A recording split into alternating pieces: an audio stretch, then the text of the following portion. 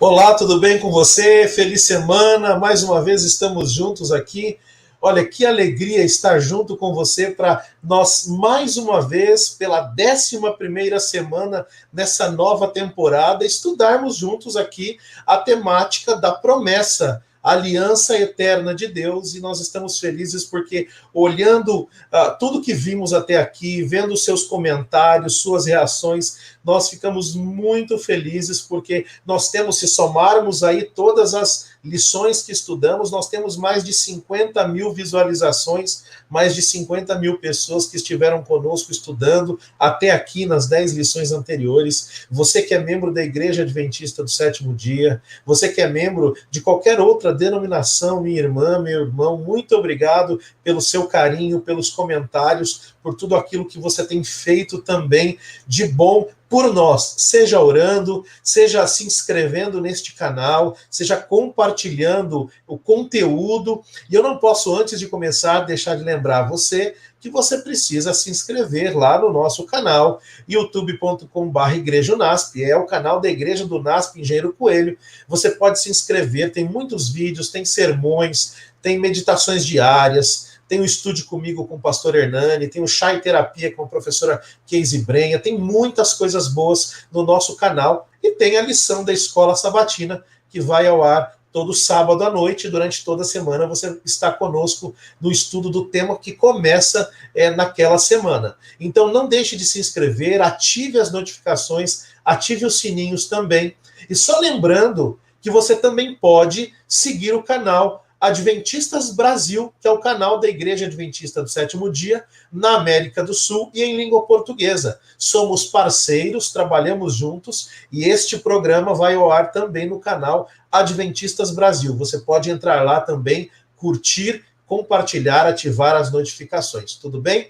E nós temos essa semana um novo tema. Eu espero que Deus tenha abençoado você até aqui, abençoado sua família com tudo que nós vimos. Mas nós temos um novo tema, e o tema desta semana, da nossa lição da Escola Sabatina, ou do nosso guia de estudo, é o tema de número 11, o Santuário da Nova Aliança. Lembrando que você pode utilizar o guia de estudo impresso, que você adquire no site cpb.com.br, ou você pode também, de forma gratuita, acessar o guia de estudo online neste endereço que está aparecendo para você, tudo bem?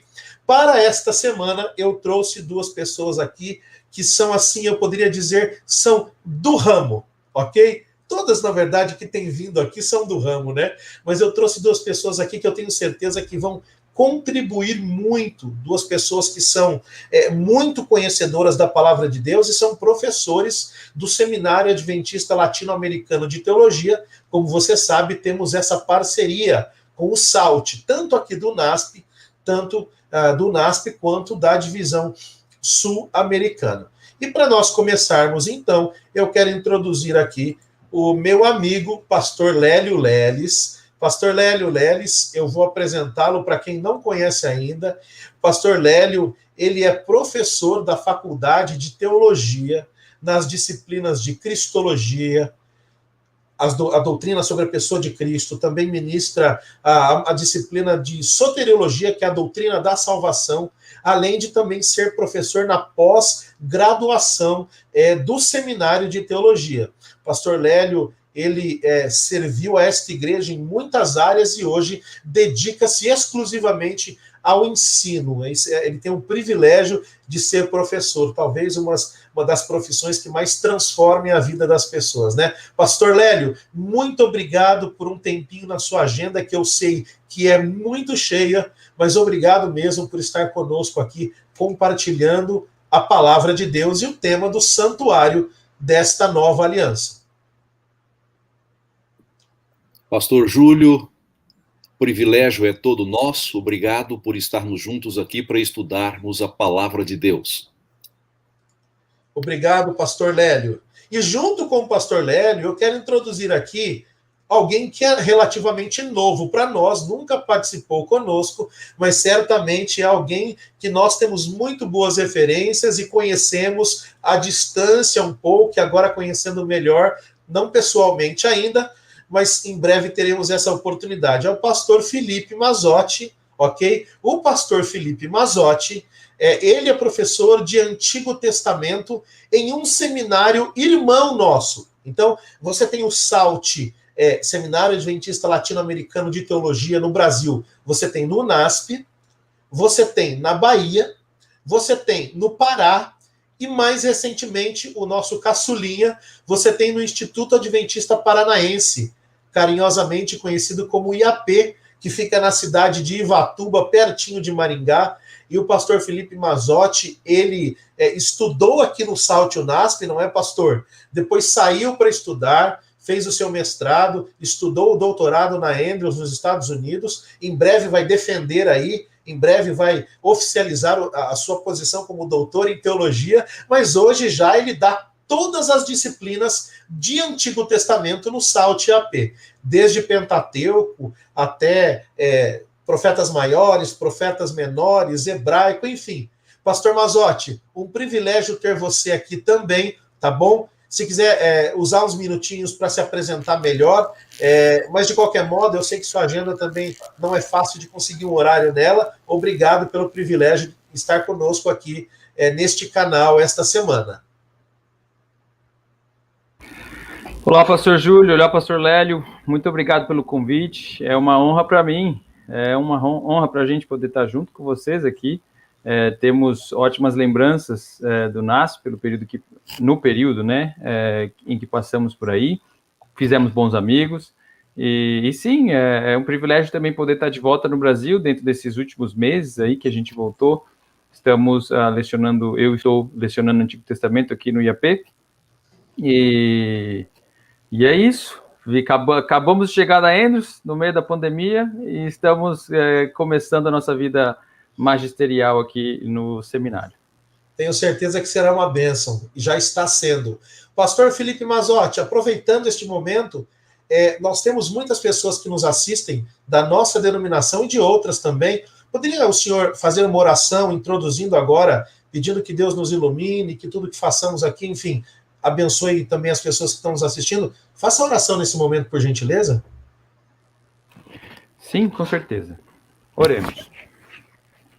Eterno Deus, grandioso Pai, agradecemos-te, Senhor, pelas inúmeras maneiras pelas quais o Senhor nos abençoa a cada dia. Agradecemos-te pelas tuas misericórdias que se renovam, Senhor, a cada instante em nossa vida. E de modo especial, agradecemos-te pela tua palavra, pelo privilégio de estudá-la diariamente, e em especial pelo privilégio de, quando juntos entre irmãos, poder contar com a tua presença ao estudarmos, ao meditarmos, Senhor, naquilo que o Senhor tão bondosamente nos concede através desta mesma palavra. Pedimos que o Senhor esteja conosco e nos auxilie, meu Deus, a estar contigo nestes momentos. Nós pedimos isso em nome de Jesus. Amém. Amém. Muito obrigado, pastor Felipe. Você que nos acompanha, você tem percebido que a gente tem tratado de um tema muito importante, que é a nova aliança.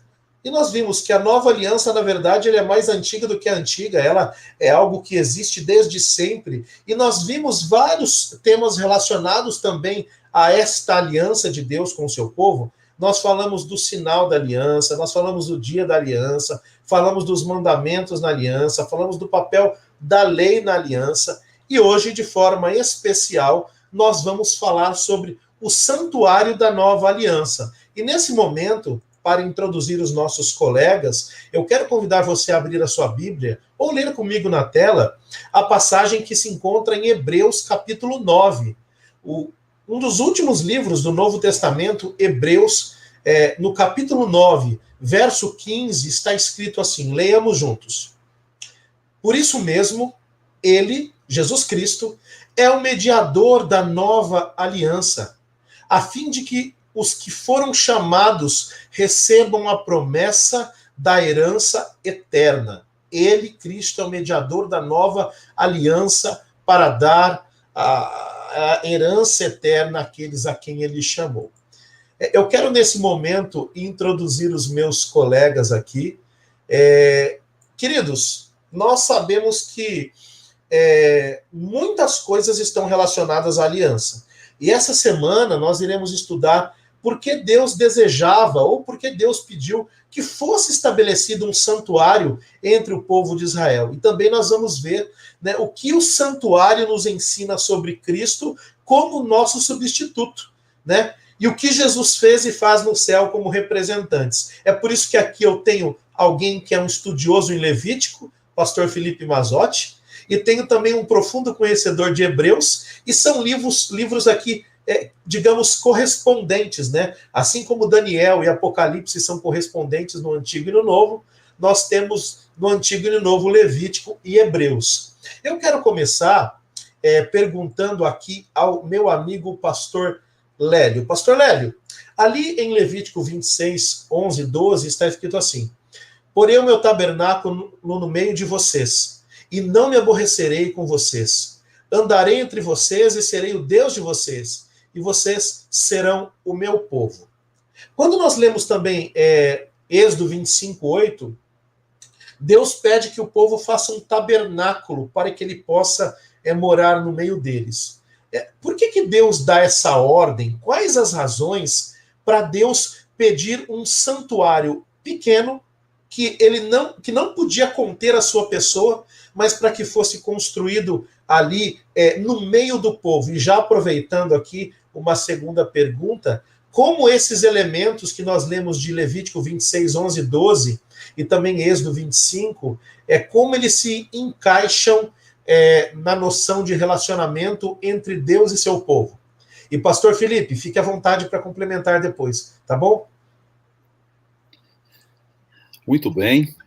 Nós podemos começar dizendo, pastor Júlio e pastor Felipe, que o santuário pode ser olhado de vários ângulos, e eu estou a me referir de modo muito especial ao santuário celestial. Nós podemos olhar para os elementos estruturais dele, por exemplo, os compartimentos, os móveis e assim por diante, não é?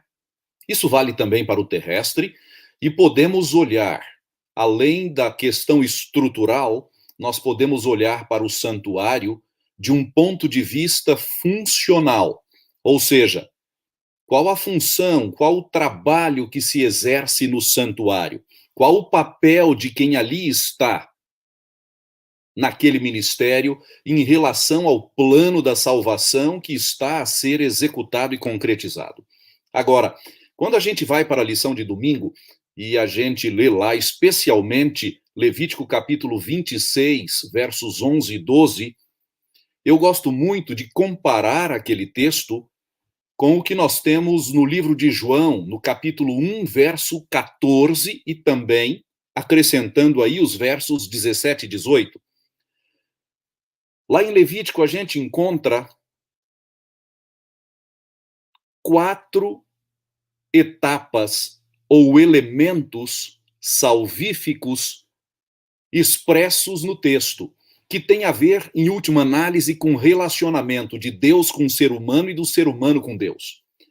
Então, quando a gente vai a Levítico capítulo 26, a gente encontra ali, em primeiro lugar, Deus dizendo: porei o meu tabernáculo no meio de vocês. E a gente encontra aí, nessa expressão, muito claramente, Deus tomando a iniciativa de realizar a salvação.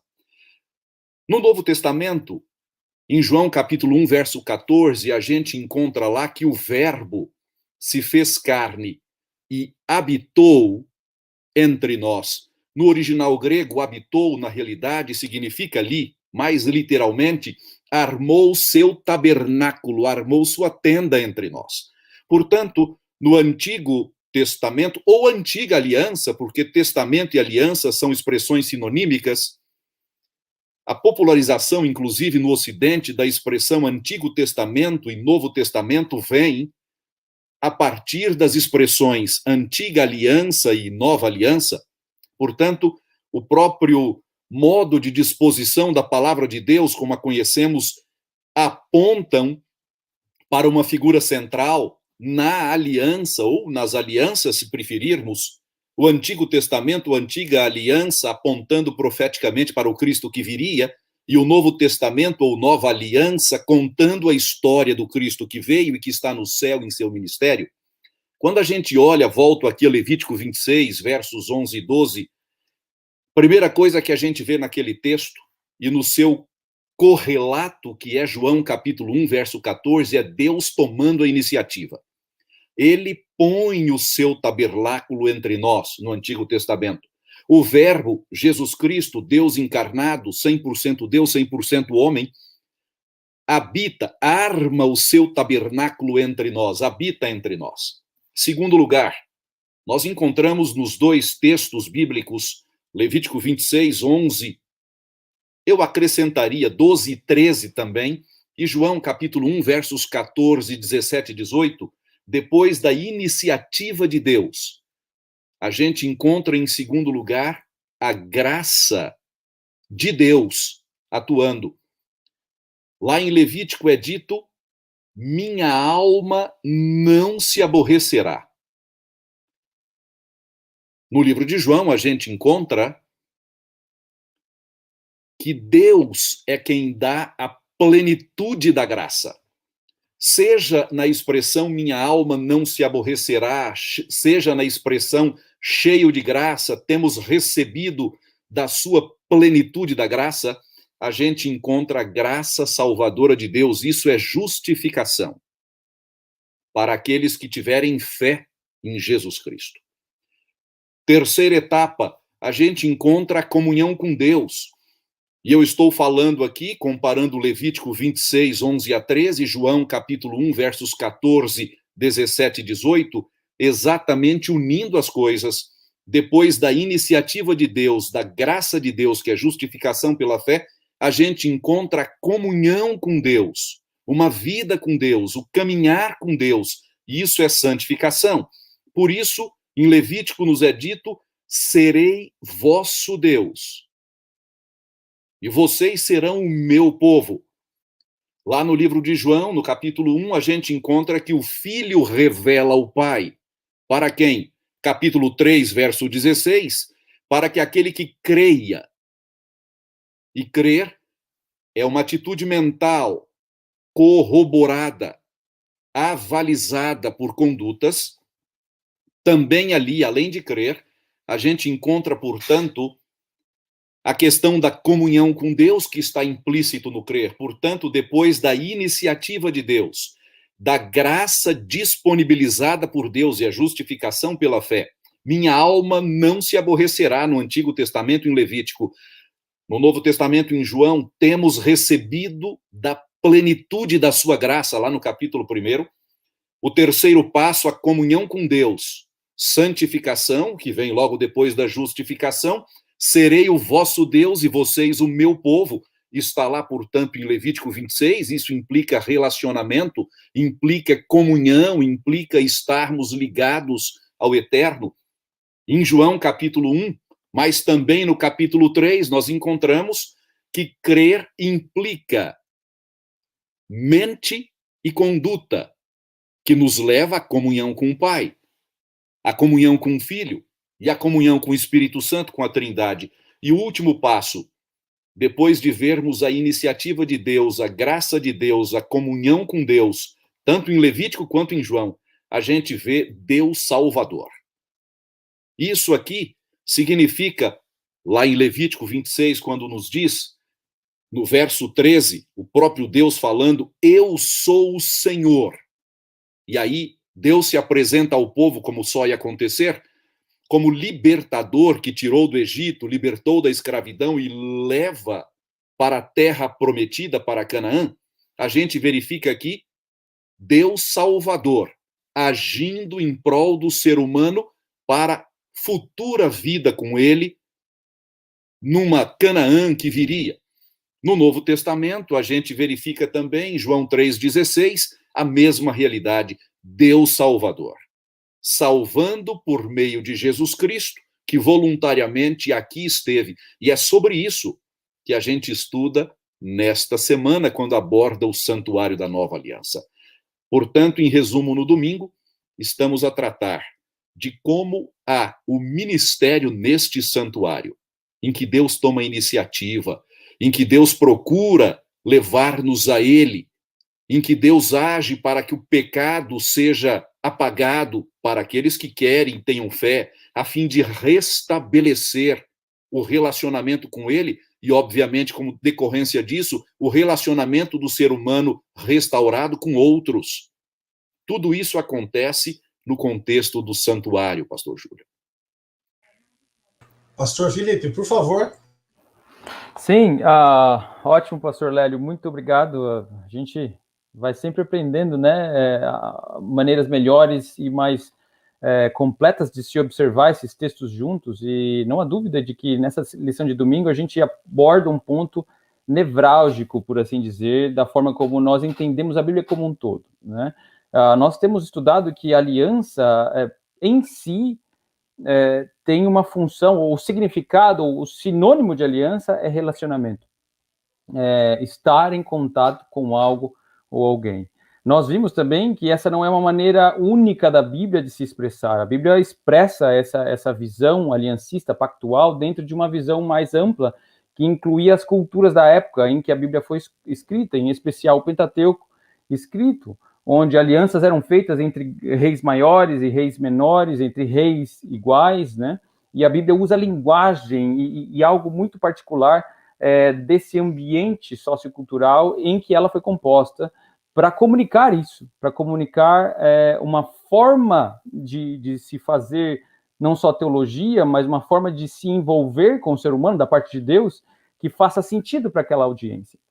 Um dos pontos interessantes é que dentro desse contexto, sempre que havia esse relacionamento, essa feitura de um pacto entre nações grandes ou pequenas, um santuário sempre estava envolvido, né?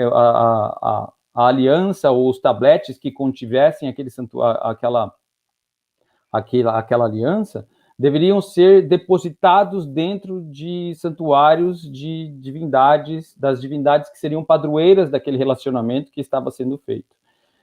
Com isso, o que é interessante é que a Bíblia, ao mesmo tempo que descreve algo similar, ela também se desvia dessa prática. E esse é um ponto que eu acho interessante a gente pontuar nessa lição de domingo, porque nós temos, a semelhança de outros pactos do Antigo Oriente Médio, na Bíblia, um santuário também vinculado com a aliança, mas diferentemente destes outros pactos, o Deus padroeiro, entre aspas, desses pactos, que geralmente deveriam ser aplacados pela observação de leis e também pela oferenda de sacrifícios, no ponto da Bíblia, ou em relação à Bíblia, nós não temos essa relação de um Deus com os seres humanos que precisa ser aplacado, cuja ira precisa ser aplacada, um Deus que precisa ser apaziguado para que os seres humanos possam alcançá-lo, para que os seres humanos possam estar com ele. E o que é interessante é justamente, nós vemos isso interessantemente justamente no texto que o pastor mencionou, que a lição traz para nós no domingo,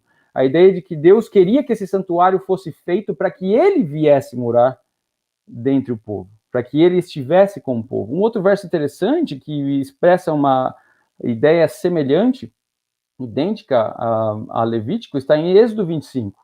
E aí nós chegamos num ponto que, para mim, é fundamental para entender a relação entre santuário e aliança do Antigo Testamento e no Pentateuco. Êxodo capítulo 25, quase idêntico a Levítico, vai dizer, verso 8, e me farão um santuário e habitarei no meio deles, né? Esse verbo habitar é o verbo sachan em hebraico, que é tabernacular, que é possivelmente da onde João, como o pastor mesmo mencionou, está tirando o skeno, que também é em grego tabernacular, né? Possivelmente nós temos a imagética, ou a imagem que está por detrás aqui, é a imagem das tribos nômades do deserto. Deus está montando uma tenda, assim como todos tinham a sua tenda, e está morando entre aqueles outros seres humanos que estão ali junto com ele, né? Na estrutura social que privilegiava o pater família, esse cabeça de tribos estendidas que envolviam várias famílias juntas, você tem um Deus que se coloca no meio desse povo e quer andar com eles, quer estar com eles. Então, o santuário tem essa noção familiar envolvida com ele. Parece que Deus vem armar uma tenda, mas não é uma tenda qualquer, é uma casa. É como se ele construísse uma casa, dentre outras casas, de pessoas que estão ali vivendo naquela comunidade. Um outro ponto que corrobora essa noção está vinculado ainda em Êxodo com a forma com a qual o santuário aparece na estrutura do livro de Êxodo. Nós vemos a prescrição para a construção do santuário e depois a própria construção em si, mais ao final do livro de Êxodo, seguindo o episódio do Monte Sinai. Nós vemos lá em Êxodo capítulo 19, né, o encontro de Deus com o povo no Monte Sinai, Deus falando com Moisés a partir do Monte Sinai. E para aqueles amigos, irmãos que já estudaram o santuário, a gente sabe que o santuário, como o pastor Lélio bem mencionou, tinha um formato todo específico, né, com divisões específicas, com um padrão específico de construção que Deus mesmo concedeu para o povo na época. Você tinha o átrio, depois o lugar santo, o lugar santíssimo, como se houvesse níveis de santidade, ou áreas onde apenas pessoas específicas poderiam entrar. E é interessante que quando nós vamos a Êxodo, no capítulo 19, quando o povo está ali diante de Deus, na beira do monte, o monte é dividido de uma maneira análoga às divisões que nós posteriormente vamos ver no santuário. Então a gente vê lá no capítulo 19 uma cerca colocada ao redor do monte, o povo não pode chegar até passar daquela cerca. Você tem um grupo de homens que sobe com Moisés, incluindo Josué, até certo ponto. Então, eles podem ir até um local, e a partir de certo ponto, somente Moisés pode ir, que é onde Deus está se manifestando. Parece que o monte é dividido entre átrio, santo e santíssimo, como se antes do santuário ser construído. Então, se de fato nós temos, nessa experiência do Sinai, uma experiência análoga à construção do santuário mais à frente, o que possivelmente isso indica é que o santuário é um recurso de perpetuação da experiência do Sinai. Todo aquele que viesse a entrar em contato com Deus no santuário, viveria o Sinai novamente. Veria o Deus de Israel novamente. Era um local de encontro. Era um local de perpetuação da experiência da aliança que foi originalmente feita no Monte Sinai. Então, o link entre aliança e santuário é íntimo. E ele não só prega, mas ele propicia relacionamento, envolve relacionamento. É a lembrança de algo forte, a lembrança do dia que você viu o Senhor. E para essa audiência original, ir ao santuário significava para eles lembrar do Deus que cuida, do Deus que os salvou primeiramente. Era um presente para um povo que acabara de ser redimido. Pastor Felipe, muito obrigado, muito obrigado. Eu gostei muito dessa noção do Sinai. Eu creio que ela realmente ela remonta, né, de modo prévio à construção do tabernáculo. Veja que eu perguntei de Levítico ao Dr. Lélio, que dá aula de Hebreus, agora eu vou perguntar de Hebreus ao professor Pastor Felipe, que dá aula de Levítico. Veja, o método aqui, Pastor Felipe, apresentado por Deus para salvar o pecador no Antigo Testamento, é basicamente sacrifício de animais. E eu até tive o privilégio, Levítico também é a minha área de pesquisa, e eu percebi que muita gente não se interessa pelo livro hoje, porque são rituais que envolvem basicamente, muitas vezes, sêmen humano e sangue de animais. Né? Pergunta, se quiser usar também Isaías 53, 4 a 12 e Hebreus 10, 4, qual era esse significado profético do sacrifício de animais? O que aqui Deus estava construindo? O que isso nos aponta e por que isso era tão importante? Obviamente, o pastor Lélio pode complementar depois, mas elucide para nós um pouco essa questão do significado futuro do sacrifício de animais. Isso não era feito em outras também nações pagãs até? Ótima pergunta, pastor Júlio, e é um tópico fascinante, né? A gente pode ficar só nesse tópico específico aqui, lá no Antigo Testamento, por muito tempo. Mas vou tentar só colocar junto algumas ideias a respeito dessa questão do sangue, né, da utilização do sangue, do sacrifício. Sim, diretamente respondendo a sua pergunta, sim, havia sacrifícios que eram feitos em culturas pagãs, né, culturas circunvizinhas a Israel, e há várias dissertações. A dissertação doutoral do meu orientador, ele faz um paralelo entre rituais que eram feitos na Babilônia, rituais que eram feitos entre os hititas e o dia da expiação, Levítico 16. E é muito interessante, há vários pontos de contato entre as culturas, né, mostrando que essa noção do sangue como um elemento de apaziguação divina, para apaziguar deuses, estava presente nessas culturas também. A diferença, contudo, na Bíblia hebraica é que, bom, parece que eu dei a entender que era análogo, né, que na Bíblia hebraica também é para apaziguar a Deus, mas não, é justamente o contrário. Na Bíblia hebraica nós temos essa diferença, que é a mesma diferença da existência do santuário em si, né, em relação a essas outras culturas. O sangue aparece nessas outras culturas como um elemento para apaziguar os deuses. Eles têm sede de sangue, né, eles precisam do sangue para isso. Um outro ponto interessante é que nessa mesma dissertação ele demonstra que nesses rituais, alguns desses rituais que ocorrem em outras culturas, aqueles que utilizam o sangue diante destes deuses nos altares estão primariamente utilizando o sangue como uma demonstração da justiça deles. Então você chega com o sangue diante de Deus porque você é justo, não porque você é pecador, não porque você precisa de Deus, mas porque você, como um ser justo, como um ser humano justo, que faz tudo correto diante de Deus, você chega diante desses deuses com o sangue de animais, para demonstrar a sua justiça, porque o que você quer, na verdade, é apaziguar a ira deles. Na Bíblia nós temos justamente o contrário, o sangue não apazigua a Deus, e nem tampouco é uma demonstração da nossa justiça, justamente o contrário, ele substitui a nossa inadequação dentro do relacionamento pactual que nós temos com Deus. Na verdade, ele é justamente isso, uma demonstração da inadequação inerente ao ser humano de manter o seu status pactual com Deus. O pacto é feito, ratificado por Deus, através do sangue, você está ali diante dele, mas você é inadequado. Você não consegue manter esse relacionamento, esse pacto, de acordo com as leis e estipulações divinas. Portanto, você precisa necessariamente de um mecanismo de adequação. E é isso que nós vemos nos sacrifícios. O sacrifício adequa o ser humano, adequa a parte humana a participar desse relacionamento pactual com Deus.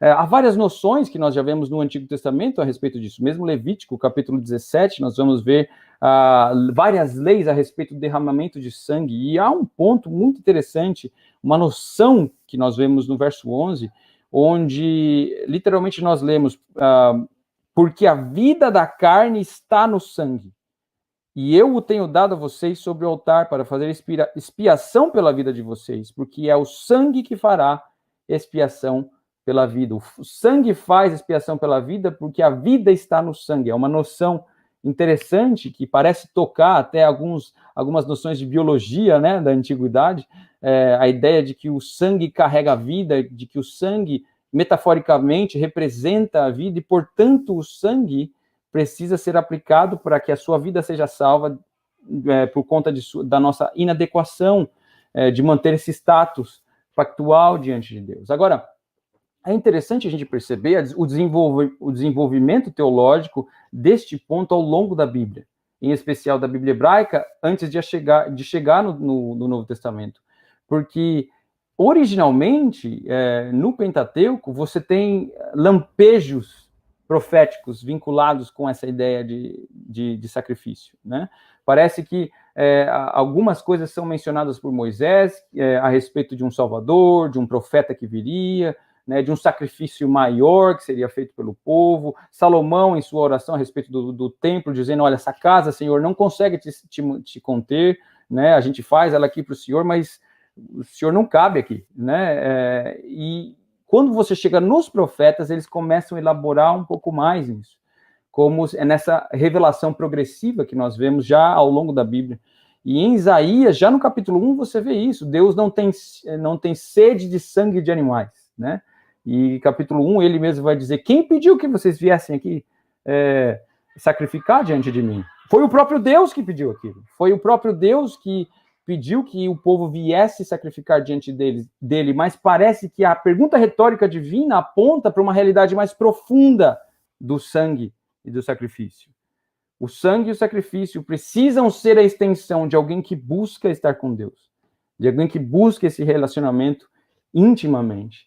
No desenrolar desse desenvolvimento, já dentro de Isaías mesmo, nós temos vários textos paradigmáticos, mas obviamente a lição nos aponta para um que eu acho que, por questão de tempo, seria o interessante de nós nos determos aqui um pouquinho, que é Isaías 52, né? 52:13 a 53:12, quando nós vemos a imagem de um servo que tem características sacrificais anexas a ele, e essas características se misturam com vocabulário e ideias do templo, mas projetam esse sacrifício não em um animal, mas em um servo, em alguém que viria no futuro.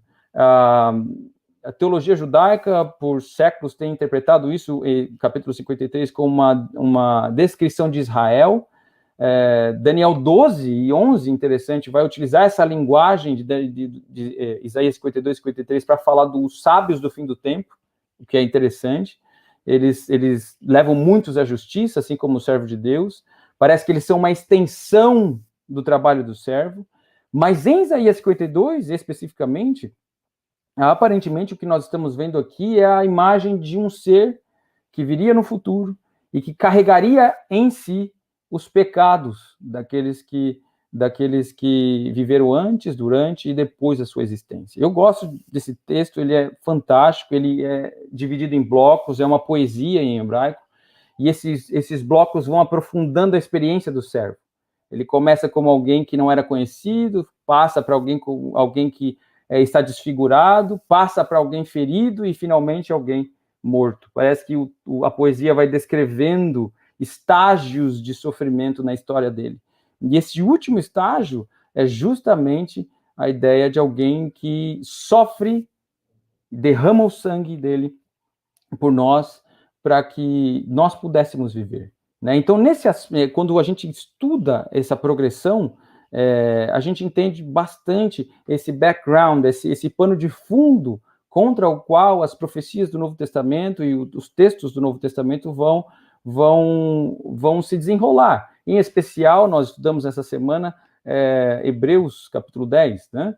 E vários textos de Hebreus, mas Hebreus em especial, que está justamente demonstrando para a audiência da época, judeus, né, convertidos, que há um santuário maior, há um sacrifício melhor, há um santuário e um sacerdócio mais amplo, há algo que vai além daquilo que você vê com os olhos da carne, daquilo que você experimenta no templo terrestre. Há algo que vai além disso.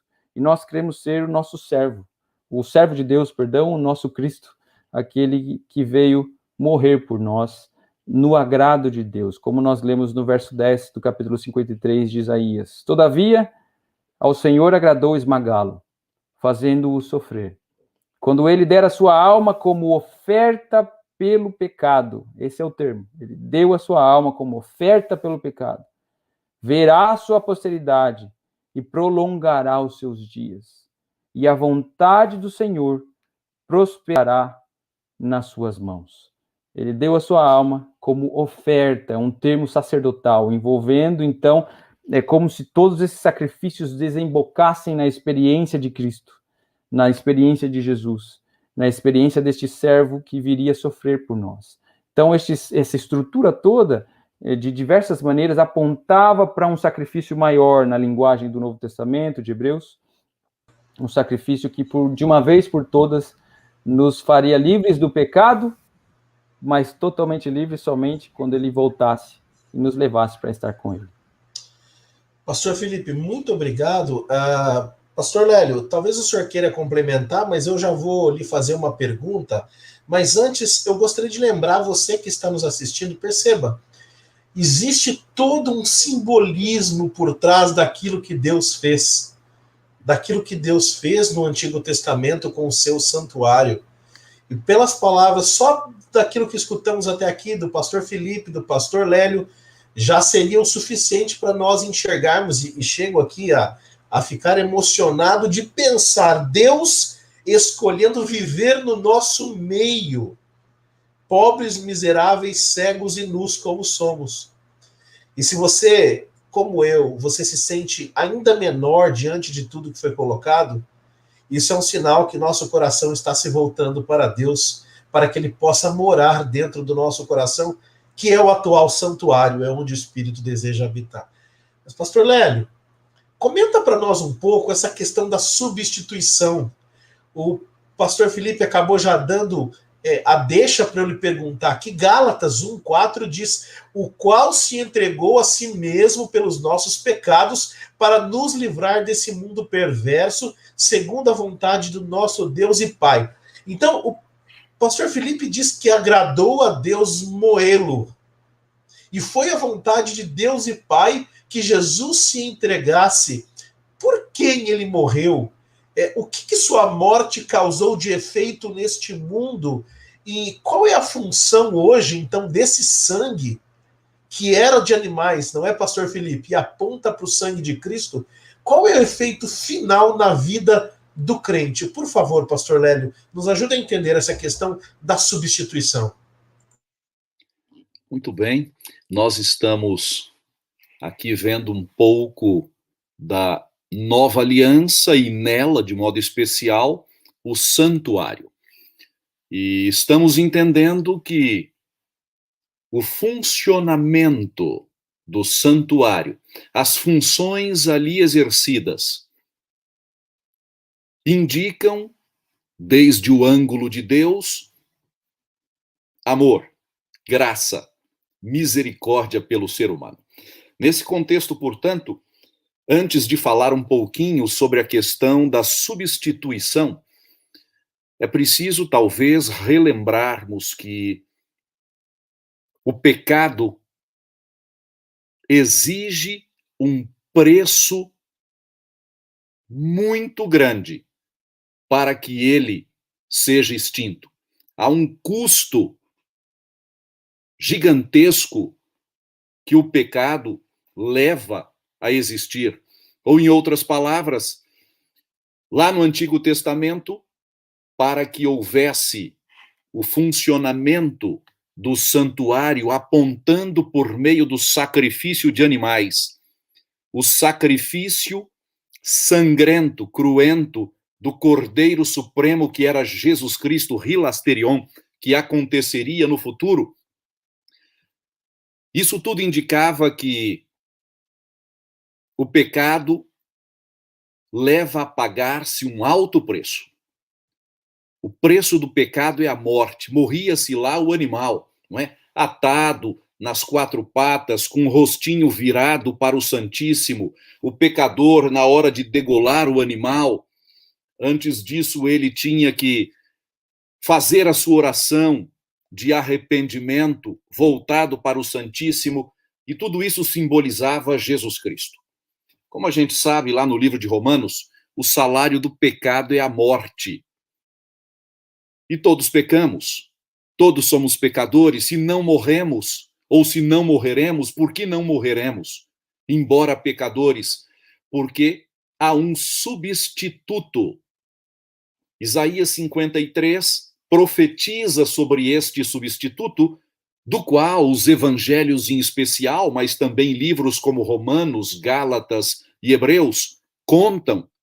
O Cristo, ele veio à Terra, viveu, embora 100% Deus, também como 100% ser humano, uma vida perfeita que nós não conseguimos viver, e nem Adão, que tinha tudo para ter uma vida perfeita, caíra em pecado, viveu uma vida perfeita e morreu.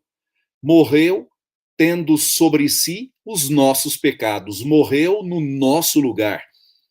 A Bíblia usa, especialmente ali no Novo Testamento, o livro de Romanos, um pouco também em Hebreus, a ilustração da substituição penal.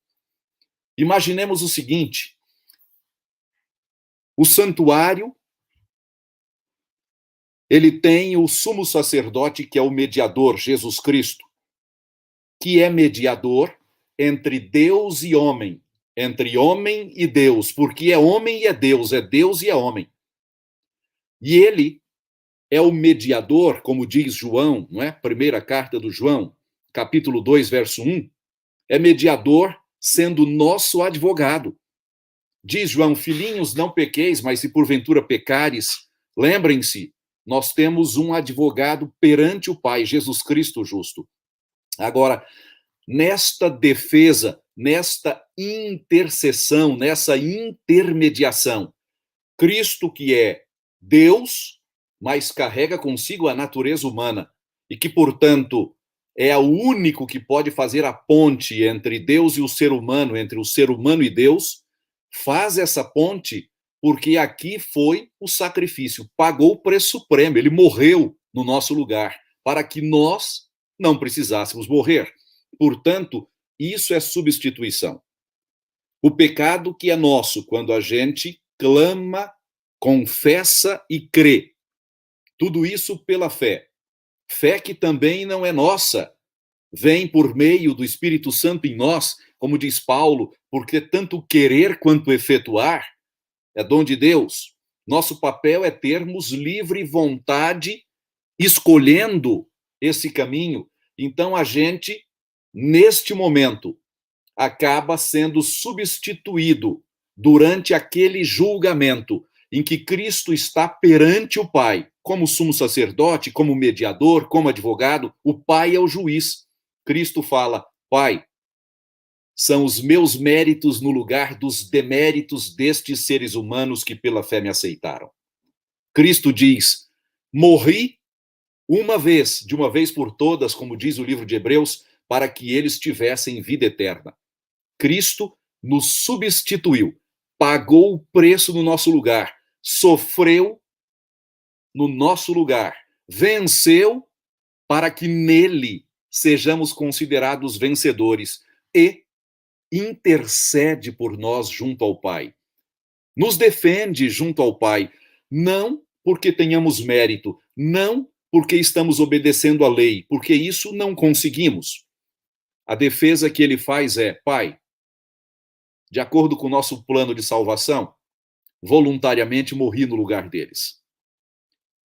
Levei a culpa que era deles. E a minha justiça deve cobri-los. Portanto, em resumo, esta é a substituição penal que Jesus Cristo faz em nosso lugar. E por que o faz? Porque o custo do pecado é o maior custo que se exige no universo. Exige o sangue, exige a morte. O pecador só não morrerá pela fé se tiver a si atribuídas as características da justiça de Cristo. Quando Deus o Pai, como juiz, olha para o pecador, ele vai ver aquele que creu e se arrependeu e está pela fé clamando a justiça de Cristo. O Pai vê Jesus Cristo em nosso lugar. E é por isso que a gente tem, em resumo, Cristo como nosso substituto. Só ele, repito, conseguiria satisfazer o custo requerido pelo pecado, que é a morte. Só ele pode ser a ponte de ligação. Só ele é o intermediário entre a humanidade e a divindade, entre a divindade e a humanidade. Essa é a lição maravilhosa que temos. Pastor Felipe, nada como ser teólogo e advogado, né? Toda uma linguagem penal que nos ajuda aqui, esse contexto da lei, da justiça, nos ajuda, né, doutor Lélio, a entender um pouco melhor. Por favor, pastor Felipe, antes de eu lhe fazer a próxima pergunta, pode complementar, fica à vontade. Sim, excelente, excelente. Eu queria ter ouvido a lição sobre lei e aliança com o pastor Lélio, para entender melhor, né, essas noções. mas é interessante, na minha visão, que essa noção de substituição, em geral, para a audiência, porque o professor de teologia bíblica vai nessa direção, em geral, né? Para a audiência original, envolvia livramento, mas envolvia uma profunda noção de culpa também, uma profunda noção de como o pecado se entranha em nossa existência, em nossos relacionamentos humanos, no nosso relacionamento com Deus, e como ele marca tudo aquilo que nós fazemos, né? Como eu disse anteriormente, parece que o sacrifício precisa para normatizar a nossa relação com Deus, porque nós não conseguimos. É simples assim, a gente é inadequado, né, para essa relação. E como o professor Lélio muito bem explicou, é também interessante que essa noção de substituição, em vários textos do Antigo Testamento, inclui uma visão bem gráfica, né? Como o professor mesmo mencionou, o animal sendo morto pela mão do adorador, né, diante do santuário, e vendo tudo aquilo acontecer. E há um verso específico que, para mim, é muito forte, novamente, Isaías, né, puxando para o Antigo Testamento novamente, Isaías 53, o mesmo texto, porque na poesia, o uso de preposições nessa poesia é muito interessante. Você tem uma alternação de várias preposições no hebraico, e parece que o autor está brincando com diversos significados possíveis, né, para esse sacrifício que o servo está fazendo pela gente, né? Então a gente vê lá no 53, verso 5, algo interessante. Mas ele foi traspassado por causa das nossas transgressões, esmagado por causa das nossas iniquidades. O castigo que nos traz a paz estava sobre ele. Um verso lindo, né? E pelas suas feridas fomos sarados. Ou seja, as feridas que lhes são afligidas, ou que lhes são impostas, nos trazem a paz. Ou aquilo que fere ele, cura a gente, né? É o que o texto está dizendo. Aquilo que o esmaga nos mantém íntegros, mantém a nossa integridade. Aquilo que lhe mata mantém a nossa vida.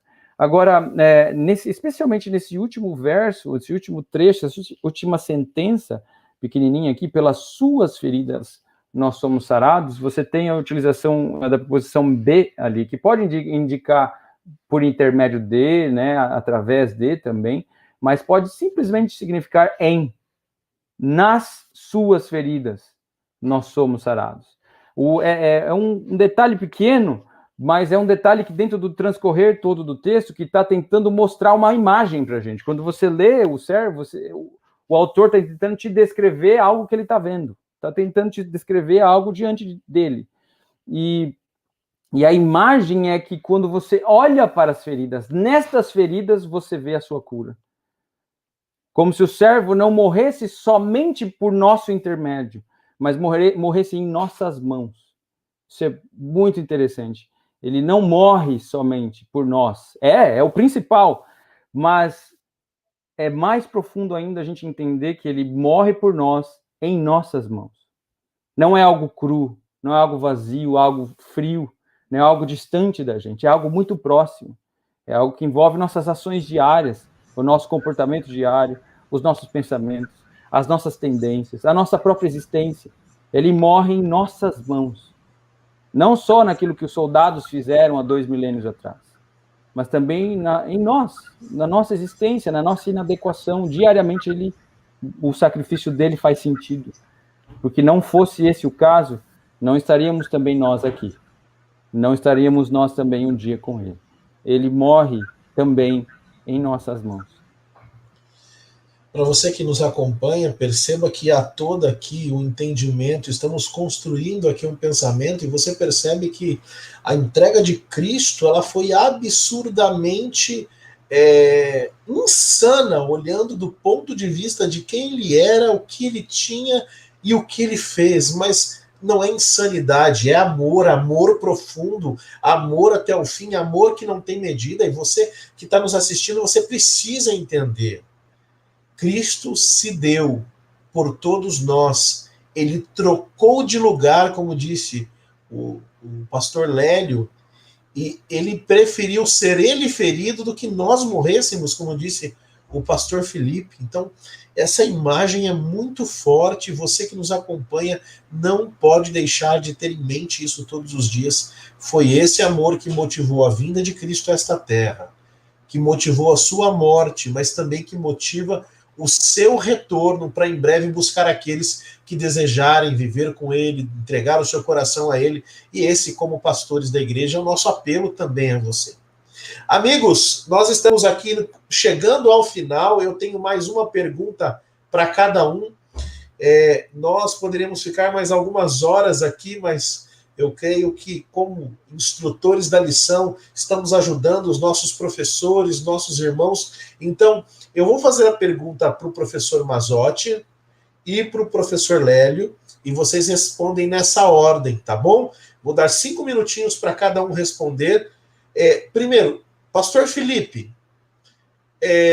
dentro desse contexto do sumo sacerdote da nova aliança, nós percebemos que o povo construiu esse santuário, esse santuário terrestre, e com o ritual de sangue, de morte, sacrifício de sangue de animais, mas isso apontava para algo que acontecia depois de tudo isso. Ou seja, não acabava ali. Depois do animal morto, tinha alguma coisa a ser feita dentro do santuário. Como é que, através de Levítico e Hebreus, nós enxergamos essa nova aliança através desses procedimentos? E ao pastor Lélio eu pergunto, pastor Lélio, na sequência você pode responder, quais foram as funções dadas a Jesus, ao Senhor Jesus, que foram prefiguradas no santuário da terra e que agora, de modo verdadeiro, ele executa na eternidade por nós. Tá bom? Então, professor Felipe começa, pastor Lélio avança e depois a gente faz aqui um fechamento.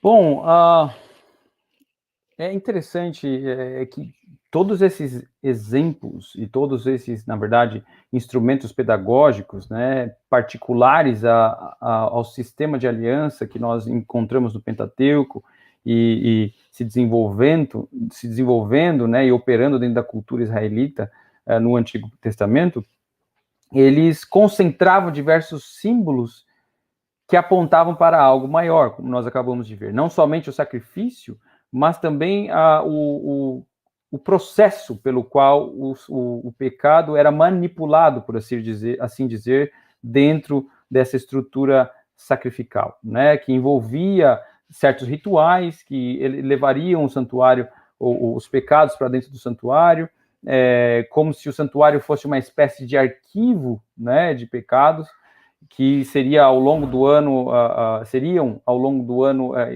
arquivados, né, dentro dessa estrutura, e por ocasião de um momento específico no ano, eles seriam descartados ou jogados para longe, né, da congregação, né, para que a congregação pudesse ser purificada, né. Então, todos esses rituais, eles tinham, como eu já mencionei, a própria substituição e a existência do santuário em si tinha o mesmo propósito, a normatização do relacionamento pactual entre Deus e o povo, permitir que esse relacionamento fosse possível, permitir que ele não só fosse possível, mas ele pudesse ser contínuo, pudesse continuar, pudesse ter um futuro, né? Então, tudo que era feito com vistas ao presente, mas com vistas ao futuro. Não obstante, não somente, então, os símbolos diretos do sacrifício, como o animal e o sangue, eram simbólicos, mas os processos também.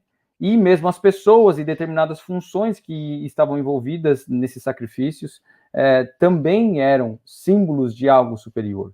E é precisamente isso que nós vemos no livro de Hebreus, quando nós, lá no capítulo 8 do livro de Hebreus, somos informados de um mediador, de alguém que é superior, de um sumo sacerdote que operava que opera agora em um santuário superior, em uma realidade superior, mas que tem como molde realidades que anteriormente aconteciam no santuário terrestre. O que é interessante aqui é que, geralmente, nós ouvimos que as leis sacerdotais foram abolidas, né? Você, irmão, querida irmã, já ouviu isso em algum momento? Nós temos a antiga aliança e a nova aliança, agora nós vivemos sobre a graça divina, né? E não há dúvida de que boa parte dessas afirmações são corretas. Agora, veja, há muito mais continuidade do que descontinuidade com esses ritos do Antigo Testamento, entre esses ritos do Antigo Testamento e o ministério de Jesus. Em realidade, os santuários, os ritos sacerdotais, eles não deixaram de existir. Eles não foram abolidos. Eles continuam acontecendo, mas de uma esfera maior, superior. É justamente isso que nós temos no livro de Hebreus, e esta é a ênfase especificamente dada pelo livro de Hebreus. Não há abolição, há uma projeção, há um retorno desses ritos para o original, o retorno desses ritos para algo maior, superior. E nesse específico ponto, nós temos, então, a figura do sumo sacerdote, que operava especificamente essa retirada dos pecados, que era enviado para longe, na pessoa de Cristo. Então, ele não é somente o sacrifício, ele é o sacerdote. Ele não é representado somente pelo sangue que por nós é derramado, mas por aquele que media o sangue diante do Pai, por aquele que apresenta o sacrifício diante do Pai, e, portanto, nos dá o privilégio de termos a justiça dele atribuída para nós. É assim, nesse panorama, ou em relação a esse panorama, que nós podemos ler Romanos 8:1, felizes. Ora, o essencial das coisas que estamos dizendo é que temos tal sumo sacerdote que se assentou à direita do trono da majestade nos céus, como ministro do santuário e do verdadeiro tabernáculo que o Senhor erigiu, e não o homem. Pois todo sumo sacerdote é constituído para oferecer dons e sacrifícios. Por isso era necessário que também esse mesmo sumo sacerdote tivesse o que oferecer.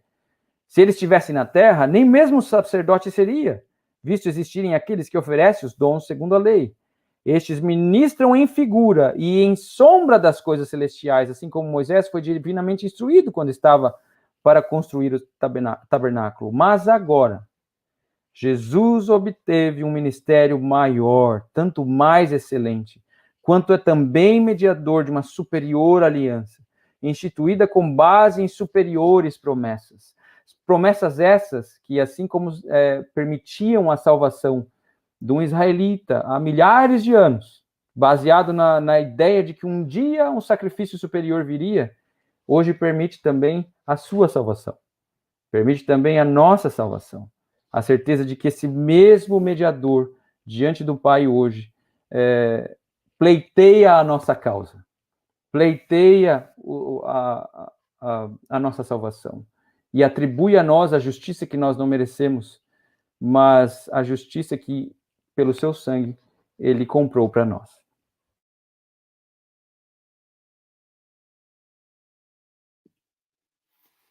Excelente, pastor Felipe. Temos visto aqui grandes lições da Bíblia, a palavra de Deus, explanadas, e você trouxe muita coisa boa para a gente aqui hoje. Seguramente todos estamos felizes em ouvir a essas boas novas, não é? Eu também quero trazer aqui um texto que até está na lição, que é 1 Timóteo, no capítulo 2, versos 5 e 6, que me parece resume as funções ou os elementos ou aspectos do ministério de Cristo no santuário celestial. E aqui é dito o seguinte, Timóteo capítulo 2, versos 5 e 6, primeira carta a Timóteo, porque há um só Deus e um só mediador entre Deus e os homens, Cristo Jesus, homem, o qual a si mesmo se deu em resgate por todos, testemunho que se deve prestar em tempos oportunos. Aqui a gente vê algumas lições inspiradas para nós. Em primeiro lugar, Cristo foi o supremo sacrifício na cruz. O seu sangue traz salvação. Limpa pecados para aquele que reconhece a Cristo como Senhor da sua vida e aceita pela fé a justiça que é de Cristo. E comparece perante Deus o Pai, amparado por Jesus Cristo, em Jesus Cristo. Em segundo lugar, a gente vê também, como o pastor Felipe já colocou, que Cristo é o mediador. É o sumo sacerdote. É ele que está a atuar para reconciliar o ser humano com Deus. Como diz Isaías, não é? No capítulo 59, versos 1 e 2, fala Deus, o meu braço, no original, não é tão curto que eu não possa alcançar você. E meus ouvidos não estão surdos que não possam ouvir você. Mas são os pecados de vocês que fazem separação entre vós e o vosso Deus, entre vocês e Deus. Jesus Cristo é a suprema esperança para todos nós. Nele, uma vida que não merecemos, podemos ter por presente dele, graça dele. Nele, podemos ser reconciliados com a divindade. Podemos passar a termos comunhão com Deus. E nele, podemos viver uma vida com sentido, uma vida com esperança, uma vida com felicidade, a fim de que possamos um dia, eternamente, estarmos com esse Deus maravilhoso, na pessoa de Jesus Cristo, que nos liga a Ele. O que eu digo por último aqui nesta lição, que trata do santuário da nova aliança, é: o que nós queremos escolher? Qual é a nossa vontade? Aceitarmos essa intercessão deste sumo sacerdote justo, perfeito, alguém que é amor completo, que entende como nós somos, entende nossas tristezas, nossos sofrimentos, que viveu como ser humano nesse mundo e carrega ainda hoje, como lemos em Timóteo, a humanidade, mas nunca deixou de ser Deus, é Deus a nos estender a mão. É Deus que nos revela o amor e a justiça da Trindade. Ou nós vamos escolher o oposto de tudo isso?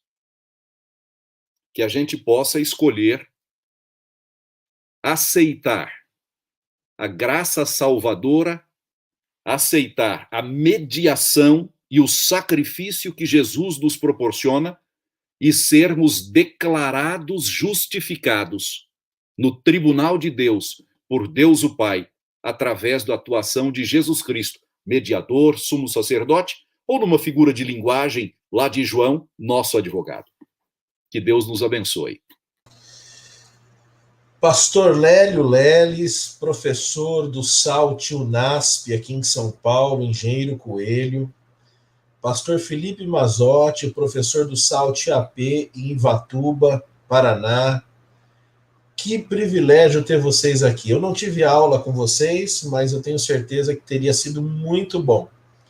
E eu tenho certeza que vocês têm sido aí abençoados e abençoadores na vida daqueles que têm aprendido da Bíblia. E você que nos acompanha, você percebeu, né, que eu vou ter que convidar novamente o pastor Lélio, o pastor Mazotti, para voltarem aqui numa próxima temporada, porque eu creio que vão poder ser muito úteis a nós. Eu queria agradecer a vocês, em nome do departamento do Ministério da Escola Sabatina, da Igreja do UNASP Engenheiro Coelho, o qual eu tenho o privilégio de dirigir, e também em nome do UNASP e também do SALT, que tem deixado de ser SALT UNASP e a SALT Divisão Sul-Americana, porque nós estamos trazendo colegas aí de outros seminários irmãos, e eu tenho certeza que vocês hoje contribuíram muito para o conhecimento. Eu aprendi muito hoje. Eu vou depois assistir novamente nosso bate-papo aqui e anotar algumas coisas na minha Bíblia, viu? Pastor Lélio, Pastor Felipe, muito obrigado. Foi muito útil. E você que nos acompanha é a palavra de Deus. Quanto mais nós estudamos, mais nós aprendemos. Essa é a palavra de Deus. Eu vou pedir ao pastor Lélio que nos despeça em oração, para que Deus realmente nos ajude a internalizar, praticar, entender tudo que foi colocado hoje, de modo que estejamos cada vez mais perto de Cristo, aceitando e sendo alcançados por este sangue simbolizado no Antigo Testamento com sangue de animais, que depois na cruz efetivou-se, e hoje, lá no céu, Cristo por nós, de modo proativo, trabalha em prol da nossa salvação. Pastor Lélio, pode nesse momento encerrar com uma oração, por favor? Nosso Deus, nosso Pai Celestial, estamos na presença do Senhor com alegria, com esperança e com gratidão, porque o Senhor nos permite a salvação que não merecemos, mas que Jesus Cristo, Deus Filho, por meio do seu sacrifício, nos permite através da fé nele. Os méritos dele nos cobrem, e é por isso que ele está como nosso intercessor, clamando para que sejamos aceitos no tribunal de Deus e declarados inocentes por tudo que ele, Cristo, fez e faz por nós. Por isso nós louvamos a ti, ó Deus. Nós louvamos e agradecemos. E pedimos que o Espírito Santo continue a nos iluminar, a nos dirigir a vida para estarmos em comunhão com Deus. Deus Pai, Deus Filho, próprio Espírito Santo. E que nós possamos um dia recebermos a consumação de tudo, o grande presente, a vida eterna. Fique conosco, nos ilumine sempre ao estudarmos a tua palavra, por Jesus pedimos. Amém. Chegamos ao final de mais uma lição da Escola Sabatina, a lição número 11, o tema de número 11. Eu tenho certeza que você foi grandemente abençoado mais uma vez pelo pastor Lélio, pelo pastor Mazotti. E o meu convite a você é aquele de todas as semanas. Se inscreva em nossos canais, siga a Igreja UNASP PC, não só no YouTube, mas em todas as redes sociais. Procure aí, você vai encontrar. Ative as notificações, se inscreva, mas mais do que isso, copie o link desse vídeo, compartilhe na sua rede social, no seu grupo de WhatsApp, com seus amigos. Eu tenho certeza que você vai ser aí um agente da esperança, que vai levar conhecimento da Bíblia, da palavra de Deus, às pessoas que têm contato com você. Mais uma vez, eu quero pedir que Deus abençoe a sua família e que nós estejamos juntos aqui na próxima semana para estudar o tema de número 12, o penúltimo tema desta temporada. Teremos 2 amigos também aqui, você vai gostar muito, tá bom? Deus abençoe você, te dê uma semana realmente cheia de vitórias em Cristo, e nós nos vemos na próxima semana. Um grande abraço e até lá.